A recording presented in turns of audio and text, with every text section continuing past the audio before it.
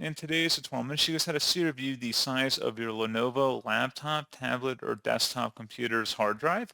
So this should hopefully be a pretty straightforward process here, guys. And without further ado, let's go ahead and jump straight into it.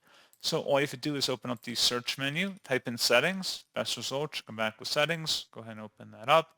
Select system on the left panel, and then on the right side, you want to scroll down underneath about. So go ahead and select that.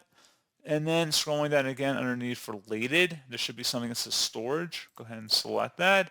And then it will have your hard drive space listed up here at the top, how big your hard drive is, as well as how much space is currently being used and how much is currently free. So, as always, thank you guys for watching this brief tutorial. I do hope that I was able to help you out, and I do look forward to catching you all in the next tutorial. Goodbye.